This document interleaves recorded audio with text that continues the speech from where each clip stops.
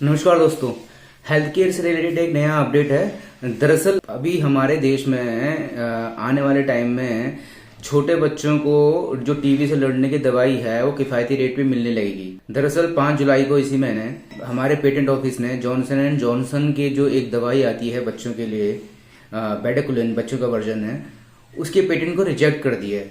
यह बहुत अच्छी खबर है।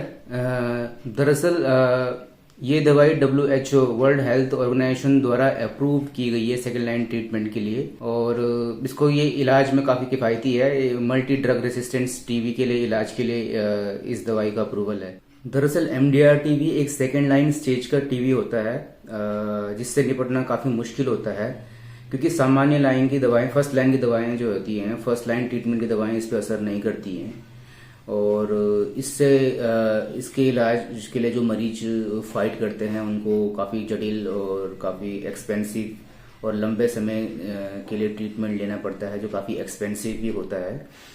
तो अगर ये दवाई का पेटेंट जो है, जॉनसन एंड जॉनसन की पेटेंट जो अब इसको रिजेक्ट कर दिया गया है, इसके बाद जो है इंडियन जेनेरिक मैन्युफैक्चरर आ रहे हैं जो इस दवाई का जेनेरिक वर्जन इंडिया में लेके आएंगे, मैन्युफैक्चरिंग करेंगे। उससे क्या होगा कि दवाइयों के प्राइसेस काफ़ी रिड्यूस हो जाएंगे, सो दैट कि काफ़ी एफोर्डेबल हो जाएंगे, जिसका जो बेनिफिट्स है उन मरीजों को मिलेगा जो इसका ट्रीटमेंट कहीं ना कहीं महंगी दवाइयों के कारण ना ले पा रहे हैं, तो वो भी इसको इजीली अफोर्ड कर सकेंगे। सरकारी आंकड़ों के मुताबिक जो है हमारे देश में हर साल जो है इन्फेंट से लेकर 14 साल की उम्र तक के बच्चे जो हैं टीबी के शिकार होते हैं, जो कि एक ग्लोबल रेशियो में 28% पड़ता है। और ये जो आंकड़े हैं ये कहीं ना कहीं एक कम तर आगे जा सकते हैं, बिकॉज ऑफ कई सारे तो ऐसे केसेस होते हैं कि जो सरकारी उसमें आते ही नहीं है, सरकारी रिकॉर्ड में आते ही नहीं है। दरअसल पिछले साल भी कंपनी जो है भारत में जो वयस्कों के लिए जो बेडाकुलिन है उसका भी पेटेंट हार गई थी, उसका भी पेटेंट केस हार गई थी।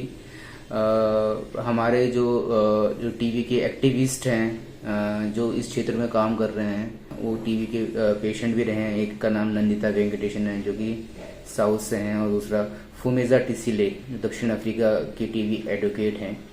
इन लोगों ने काफ़ी प्रयास किया कि जो ये जॉनसन एंड जॉनसन है अपनी दवाई को, एक्चुअली में दवाई का पेटेंट 2023 जुलाई 2023 में एक्सपायर हो रहा है, तो फर्दर इम्प्रूवमेंट करके कुछ थोड़ा बहुत चेंजेस वगैरह करके वो अपने दवाई को 2-4 साल के लिए और एक्सटेंड करना चाह रहे थे, जिसका कि विरोध किया गया काफ़ी। तो इन दोनों एक्टिविस्ट ने काफ़ी मेहनत की, और इसका परिणाम ये हुआ कि इंडिया में जो है उनके पेटेंट को वयस्कों के लिए, एडल्ट के लिए जो ये बेडाकुलिन मेडिसिन है उसके पेटेंट को लास्ट ईयर रिजेक्ट कर दिया गया था। साउथ अफ्रीका के जो हैं फुमेजा टिसिले, उनके प्रयासों का ये परिणाम निकला कि जो दक्षिण अफ्रीका की गवर्नमेंट है, वहाँ की कंपटीशन कमीशन है, उन्होंने भी फर्दर प्राइसिंग की रिगार्डिंग, बेडाकुलिन प्राइसिंग की रिगार्डिंग फिर इंक्वायरी बिठाई कि इसकी प्राइसिंग रिड्यूस होनी चाहिए एंड सो ऑन। तो काफ़ी मतलब उनके प्रयासों के फलस्वरूप ही ये चीज़ हो पाई है कि मतलब ये